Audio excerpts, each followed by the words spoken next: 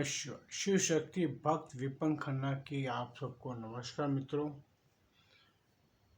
महादेव माँ शक्ति की कृपा से आप सभी कुशल मंगल रहे, आपका परिवार सुखमय रहे, ईश्वर की सब पर कृपा बनी रहे। माँ अन्नपूर्णा सबके भंडार भरे, बोले भंडारी सबके भंडार भरे, सुख संपत्ति और समृद्धि प्रदान करे। माँ अन्नपूर्णा सबकी रसोई में बरकत दे। कोई इंसान, कोई जीव इस सृष्टि में, इस पृथ्वी पे भूखा ना सोए। ब्रह्मांड में सभी कुशल मंगल रहे। मित्रों, मैं आज विषय लेके आया हूँ, हम हकीकत के कितने करीब हैं। आज हमारे आसपास में जितनी सच्चाई ईश्वर प्रकृति हमें प्रदान करती है, क्या हम उस हकीकत के करीब से देखते हैं? क्या हम उस हकीकत के करीब हैं? प्रकृति हमें कई बार संदेश देती है, अद्भुत से संदेश देती है। क्या हम उस हकीकत के करीब रहना पसंद करते हैं? हम हकीकत को देखते और समझते हुए भी अपनी आंखें मूंद लेते हैं। अगर मेरी ये बात आपको असत्य लगती है तो कृपया आप अपने आसपास में जो हकीकतें होती हैं उन हकीकतों का जरा अपना विश्लेषण खुद द्वारा कीजिए। मेरी बातों पर यकीन करें या ना करें, किंतु आपके आसपास जो चीज़ें होती है, क्या हम उस हकीकत से रूबरू होते हैं? हम उस हकीकत को स्वीकार करते हैं? मेरे हिसाब से हम लोग उस हकीकत से आंखें मूंद लेते हैं, उस कबूतर की तरह जो चील को देख के अपनी आंखें मूंद के बैठ जाता है कि भाई मैं तो बच गया, किंतु वो बचता नहीं है। चील आती है, आके उसको दबोच लेती है। चील मतलब ईगला। हमारे आजकल के बच्चे, हम लोग सब आधे मिक्सचर भेलपुरी हो गए कि हमें अपनी भाषा ही नहीं समझ आती। हम अपनी भाषा की गिनती नहीं गिन सकते। हमें गिनती गिनने के लिए इंग्लिश लैंग्वेज चाहिए। अपने कोई 79 69 के अंदर फर्क लोगों को नहीं समझ आता, और किसी को 59 बोल रहे हो तो वो गिनने बैठे तो 59 कितने होते हैं। ये हमारी हकीकत है। हम सत्यता से परे हैं। हम अपनी ही जुबान को समझने को तैयार नहीं है। हमें दूसरे की भाषा, दूसरे की जुबान समझना ज़्यादा आसान लगता है, क्योंकि ये हमारी गुलामियत की निशानी है। ये भी एक हकीकत है जिससे हम आंखें मूंदे रहते हैं।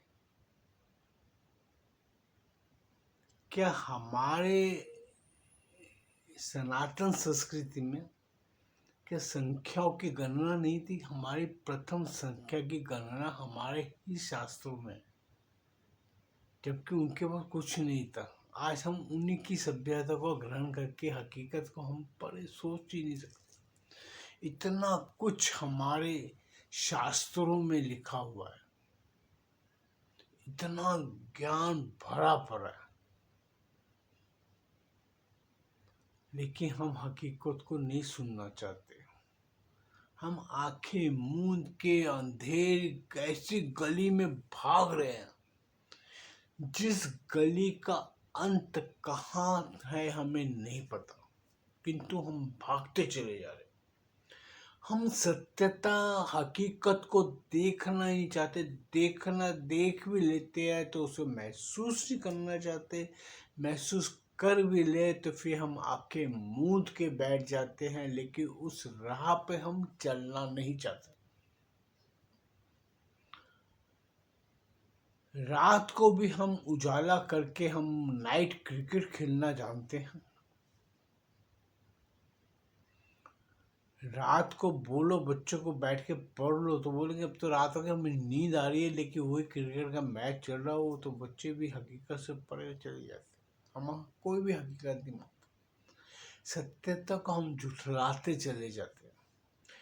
प्रकृति हमें कई बार कई नदियों के किनारे पे तटों को हम भरते चले जा रहे हैं। हम कहीं पे भी जमीन छोड़ना नहीं चाहते और हकीकत हम देखते हैं कि वो नदी के पाट को हम पाटते चले जा रहे हैं। जब बाढ़ आएगी तो पानी को जाने की राह नहीं मिलेगी तो वो अंदर घरों में आएगी आएगी। तो फिर हम मौत को गले लगाने खुद ही चले जाते हो। यही हकीकत है, हम उसको स्वीकार नहीं करते। हमारे आसपास में प्रकृति हमें 100 तरह की हकीकतें दिखाते हैं। पीछे आपने देखा था कि अपना उत्तरांचल में पौड़ी में जब पानी की बाढ़ आई थी, वो पानी अपना बादल फटा था तो कितना पानी आया। तो जो जो बिल्डिंगें जो जो मकान रास्ते में थे, होटल थे, सबको भा के ले गई। वो हकीकत सबको पता है कि जब ऊपर से बर्फ पिघलेगी या बादल फटेगा, पानी असमंजसली आएगा तो वो उसको जो उसकी राह में होगा सबको उखाड़ के ले जाएगा। पानी कभी नहीं रुकता। मतलब वो समुद्र से आए या नदी से आए या आकाशीय कोई विपत्ति आए, विपदा आए, ये हकीकत है। हम देखते नहीं, हम आंखें मूंद लेते हैं। हम सोचते हैं भाई मैं तो बच जाऊंगा, बाकी की मुझे पता नहीं। लेकिन आप क्यों बच जाएंगे? कि आप ऊपर से टपके हो? हम हकीकत को नहीं समझते। यही हम मानव सभ्यता में हमारी सबसे बड़ी कमी है कि हम देखते बूझते भी हम अपनी सच्चाई को नहीं स्वीकारते, हकीकत को हम देखना नहीं चाहते। रास्ते में खड्डा खुला होगा, मेन हो खुला होगा, वो पानी के लिए खड्डे खोद के रखेंगे, उसको बंद करके ढक के नहीं जाएंगे। कोई बच्चा आएगा, गिरेगा, फिर लग जाएंगे क्रेन की क्रेन उसको निकालने के लिए, टीवी पे तमाशा शुरू हो जाएगा। लेकिन जो इंसान उस खड्डे को करवाता है वो ये नहीं कहता कि मैं उसको ढक के जाऊँ, सोच समझ के जाऊँ। ये हकीकत आने वाली तकलीफ को वो रोक सकते हैं, लेकिन रोकने की कोशिश नहीं करते। हम वाहन चलाते हैं, गाड़ी चलाते हैं, हम गाड़ी चलाते हैं, हमें पता है कि क्या क्या चीज़ों की कमी आती है। क्या हम उस चीज़ पर गौर करते हैं? हम बड़ी लंबी यात्रा पे जाते, मैं भी जाता हूँ, जाने से पहले टायर वगैरह सब चेक कर लेते, सब कुछ कर लेते, फिर भी तकलीफ आती है।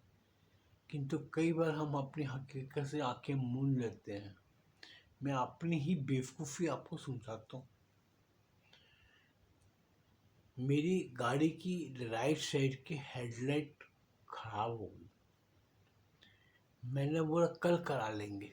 कल जो कभी आती नहीं है, वो कल मेरे साथ भी ऐसे ही चलता रहा। मैं करता रहा, काम के चक्कर में भागता रहा, लेकिन मैंने 10 मिनट नहीं लगाए कि उस चीज़ को मैं ठीक करा लूँ। 10 मिनट का काम तो उसने लाइट खो के सिर्फ बल्ब कर चेंज कर देना था।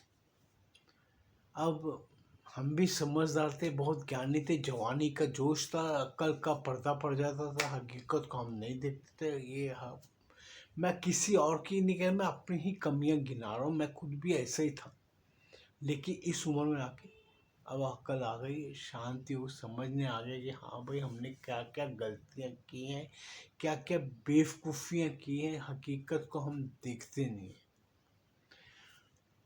उस 100, 150, 200 रुपये के खर्चे को रोक के रख के मैंने उस हेडलाइट को चेंज कराने का मेरे पास फुर्सत नहीं थी। वो 200 के रुपए की बात नहीं थी। जब 300 को 500 को पेट्रोल फूक के हम चले जाते थे तो इसकी ये चीज़ नहीं थी। लेकिन बस एक आलस, अलगर्जी, खुद को हो जाएगा, देख लेंगे, कर लेंगे, बाद में कर लेंगे, वो बात कभी नहीं आती। हकीकत से हम प्यारे हो जाते हैं। और वही हुआ, एक दिन लाइट गई, हेडलाइट मेरी बंद थी, और उठा के मैंने वो वाला पोर्शन जो राइट साइड का सीधा एक डिवाइडर पर ठोक दिया। अंधेरे में पता नहीं लगा कि वो हेडलाइट भी बंद थी, और लेफ्ट राइट की चल रही थी, राइट साइड नहीं चल रही थी। ये मेरी समझदारी थी। अब मैं तो अपने को समझता हूँ, लेकिन मैं महा बेवकूफ़ी वाला काम किया। हकीकत नहीं देखी मैंने कि जो मेरी चीज़ में कमी है मैं देख के चलूँ, नहीं देखी। तो भाई साहब वो हुआ क्या फिर, वो 200 रुपये का बल्ब 10,000 रुपये का मेरा रेडिएटर गया, साइड का पोर्शन पूरा डैमेज हो गया। वो सारा रिपेयर कराने कराने में मेरा 15 से 20 हज़ार रुपया ठुक गया। अगर मैं वो 200 रुपये की हेडलाइट लगवा लेता तो मेरा कम से कम ये पैसे बच जाते। हम हकीकत से आंखें मूंदते हैं। छोटी से छोटी हमारे शरीर में तकलीफ होती है, हम अलगर्जी कर जाते हैं। छोटी सी फिंसी निकल आई या फोड़ा निकल आया या कोई जख्म बन गया, हम उसका इलाज नहीं करते। किंतु वो जब उसमें सेप्टिक पड़ जाता है, फिर हम डॉक्टर के बाद भागते हैं कि भाई सेप्टिक पड़ गया, ज़्यादा ना बढ़ जाए। छोटी सी फिंसी या फोड़े को हम ठीक नहीं करते, लेकिन वो बड़ा नासूर बन जाता है, तब हम डॉक्टर पे भागते हैं। हम हकीकत से मुख मोड़ते हैं। ये हमारी अलगर्जियाँ हैं, हम जो सही चीज़ नहीं देखते। कई जगह पे हम समस्या का समाधान उसके छोटेपन में ख़त्म कर सकते हैं। ईश्वर हमें हर जगह संकेत देता है, किंतु हम अपनी कमजोरियों के कारण, अपनी नासमझी के कारण उस हकीकत से मुख मोड़ लेते हैं और हम अपनी आँखों को बंद करके बैठ जाते हैं, जैसे कि कबूतर चील या बिल्ली आने पर आंखें मूंद के बैठ जाते, मुझे तो कोई नहीं देखा। यही हमारी भी कमी है मित्र। हम हकीकत को जानते हुए भी हकीकत से मुख मोड़ लेते हैं। मुंह मोड़ के हम बैठ जाएंगे, देखेंगे हो जाएगा, कल कर लेंगे। ये हमारा जो आलस्य है हमें खा जाता है, और हमारा 90% कह रहा हूँ, 90%, 90%, फिर अंग्रेजी साथ में ला रहा हूँ, 90% हमारी जो नुकसान और कमियां हम अपनी अलगर्जी और हकीकत को ना देखते हुए हम करते हैं, उस चीज़ का हर्जाना हमें खुद को ही भोगना पड़ता है। आपकी सीढ़ियों में अगर लाइट नहीं है तो आप सीढ़ियों में लाइट का बल्ब नहीं लगाएंगे, बोलेंगे कल लगा दूंगा, इलेक्ट्रिशियन आएगा, ये करेगा वो करेगा। और होता क्या है कि कभी अंधेरे में आपका पाँव स्लिप हो गया, आप गिर गए, टांग टूट गई, फ्रैक्चर हो गया, या आप या घर का कोई भी बंदा, तब आप हज़ारों रुपए खर्च के हम डॉक्टरों को जाके अपने पाँव ठीक कराते थे। हम कई जगह पे बड़ा सा बड़ा नुकसान झेल लेते हैं, एक छोटी सी विपदा को ना रोक के हम बड़ी से बड़ी विपदा अपने लिए खड़ी कर लेते हैं। हकीकत को समझने का एक हमारे लिए ईश्वर हमें बुद्धि देता है, सब बताता भी है, किंतु हम अपनी नासमझी, अपने आलस और कर लेंगे की प्रवृत्ति के कारण हम बहुत से नुकसान झेल जाते हैं, और अपने जीवन काल में हम असंख्य ऐसी बेवकूफ़ियों वाले कार्य करते चले जाते। फिर हमें वक्त पे उस टाइम पे अक्ल आती भी है, लेकिन हम हकीकत को नहीं समझ पाते। ये हमारे दिनचर्या की चीज़ें हैं जो मैंने आपसे विवरण किया, बात की। इसके उपरांत हमें सब कुछ पता होता है। हमें ये भी पता है कि हमारी छोटी से छोटी तकलीफ हमें बड़ी से बड़ी बीमारी का निमंत्रण देती है, हम फिर भी उनकी तरफ ध्यान नहीं देते। कई जगह पे हमें ज्ञान की बहुत से भंडार भरे हैं। अब मैं आपको छोटा सा एक किस्से बताता हूँ कि हम लोग सबके साथ बीतती हुई। किसी को अंतिम समय पे हम उसका जब जीवन का खत्म होता है तो हम उसकी विदाई के लिए शव यात्रा में हम उसके साथ शमशान तक जाते हैं। हम सभी को पता होता है कि हमारा अंतिम स्थान वो है। वहां पे खड़े होके मैंने आज से नहीं, मैं को भी आज बचपन में 14-15 साल की उम्र में मेरे पिताजी, मेरी सबसे अच्छी खासियत थी उनकी, वो मुझे हकीकत दिखाते थे। वो अगर किधर किसी की अंतिम संस्कार पे जाते वो ये नहीं कहते थे कि बच्चों को नहीं लेके जाना, नहीं कहते थे नहीं, उन बच्चों को भी ज्ञान होना चाहिए, और मुझे लेके जाते थे। तो वहां जाके सबको मैं सुनता था। सब बड़े बड़े हमारे जो उस वक्त, हम तो 14-15 साल के थे, जो मतलब पिताजी की उम्र के जो 35-36 साल के जो थे, 40 साल के होंगे उस वक्त पे, उन लोग की उम्र होगी। तो सब एक ही तरह की बातें करते थे। हर हर अंतिम संस्कार पे मैं जाता था तो उसमें यही बातें होती थी कि भाई एंड हमारा यही है, इंसान को सत्यता के साथ चलना चाहिए। सब बड़े बड़े, एक नौसिखिया भी इतना बड़ा प्रवक्ता, प्रचार वक्ता बन जाता था, इतने इतने प्रवचन देता था कि आप सुनने तो आप बोलेंगे भाई उसके तो मैं पैर पड़ जाऊं, इतना ज्ञानी बंदा है हमारा। लेकिन अगला कदम जैसे ही शमभूमि से बाहर निकलते थे, शमशान से बाहर निकलते, उसके बाद सब पंजाबी आदत है ना, पैन दी मारी करती चले गए। ये फर्क होता है। हम हकीकत जानते हुए भी कि हम सभी का अंतिम पड़ाव वही है। हम इतना ज्ञान रखते हुए भी, हकीकत को जानते हुए भी, हम वो दुष्कर्म, दुष्प्रचार, दुष्वचन बोलते चले जाते हैं, दुष्कर्म करते चले जाते हैं। हमें सबको पता कि हमने अंतिम में मरना है, फिर भी हम दूसरों का धन, संपत्ति, दूसरे की नारी, जड़ जोड़ू, सब पे हम दूसरों को माल ऐंठने में लगे रहते हैं, कर्म भोगने पड़ते हैं। अंत में हम सब यही सोच के थे यार अंत तो एक ही है, जो कर्म होना है हो जाए। लेकिन जैसे ही होता है तो सबकी फटके हाथ में आ जाती है, हकीकत तब समझ आती है। हम अपने पाप कर्म करते चले जाते हैं, पाप कर्म से हम मुख नहीं मोड़ते। सत्यता से हम आंखें मूंद लेते हैं। सत्यता जानते हुए भी हम उसे समझना नहीं चाहते, और कोई समझाए तो उसे डांट के बिठाता है, बहुत बड़ा ज्ञानी आया, बहुत बड़ा पंडित आया। हम उस वक्त पे उसको तो चुप करा देते हैं, लेकिन हम अपनी हकीकत से मुख मोड़ लेते हैं, सत्यता से मुख मोड़ लेते हैं। और ये चीज़ें मित्रों बहुत काम आती हैं जब हमारे पे कोई तकलीफ आती है। पाप कर्म, हमें हमारे पाप कर्म नज़र आते हैं, फिर हम ईश्वर से दुआ करते हैं प्रभु मुझसे क्या भूल होगी। प्रभु कहता है बेटा तू तो भूल ही करते जा रहा है, मैं क्या करूँ। और सही में हकीकत सही सत्यता है, हम सिवाय गलतियों के हम करते क्या हैं?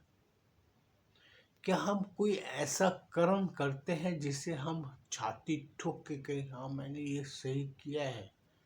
हम ईश्वर से भी आंखें मिला के बात कर पाए, हाँ मैं इस जगह सही था तो मुझे ऐसा क्यों। मैं तो फिर ईश्वर के पास तो ऐसे बहुत प्रश्न के उत्तर हैं उनके पास, वो तो सीधा बोलते हैं भैया तेरा इस जन्म का तो अगले जन्म को पिछले जन्म में किया होगा। क्योंकि इंसान है, किसी भी जन्म में चाहिए, इस जन्म में मेरे पास ज्ञान है, बुद्धि है, मैंने सोच विचार के बहुत कुछ कर दिया, बहुत इकट्ठा कर लिया ज्ञान आपने, क्या ये ज्ञान मेरे पास अगले जन्म मिलेगा मुझे?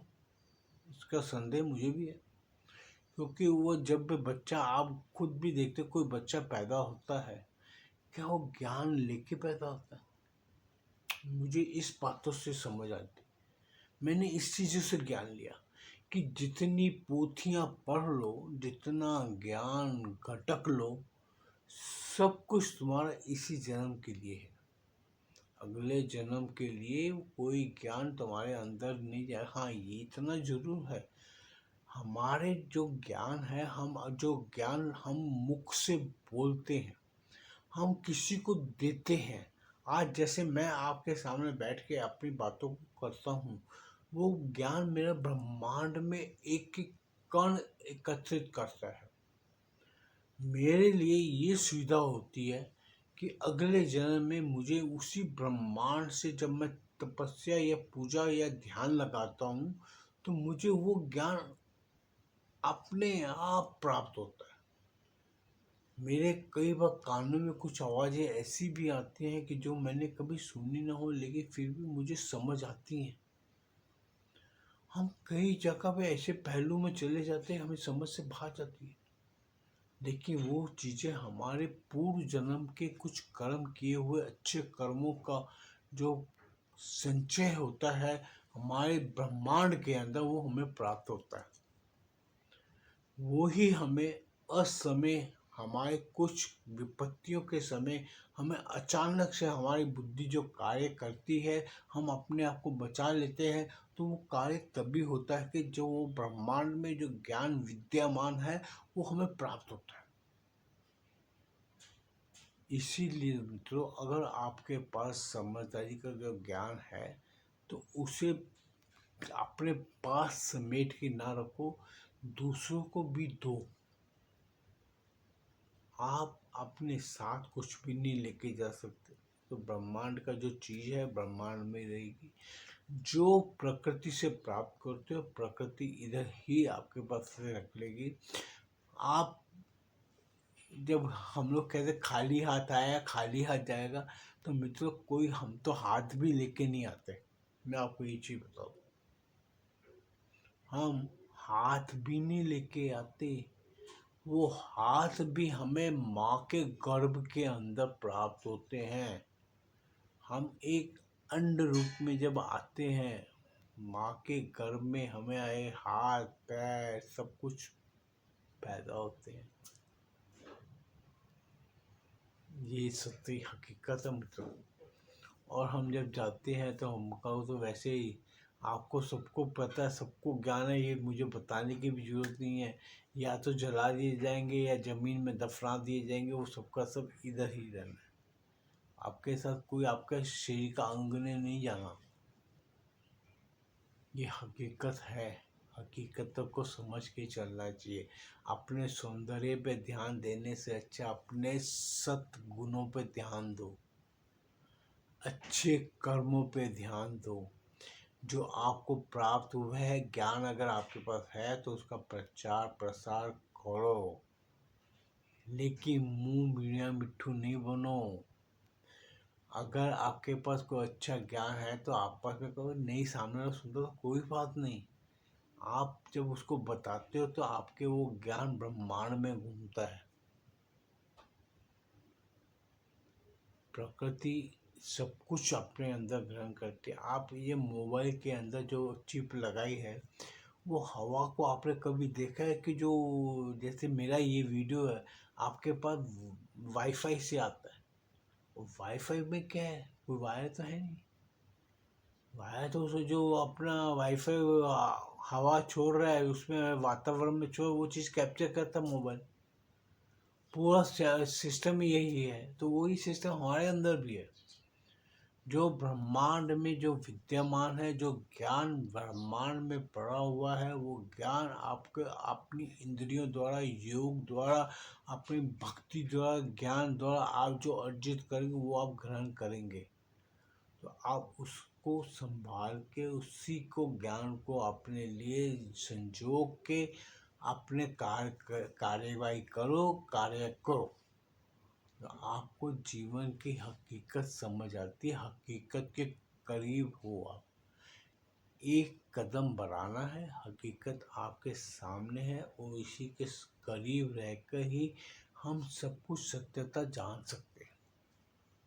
तो मित्रों, मैं यही अपनी वाणी को विश्राम देता हूँ। हो सकता है मेरी बात कोई आपको समझ ना पड़ी हो। अगर कोई गलत लगी हो तो कृपया मुझे क्षमा करें। मेरा कोई ऐसा नहीं होता कि मैं आप लोगों को कोई ज़बरदस्ती कुछ कहूँगी नहीं, मेरी बात मानो ही मानो। आपकी इच्छा है, हरी इच्छा। जो भोलेनाथ बोले वो करो। ओम नमः शिवाय।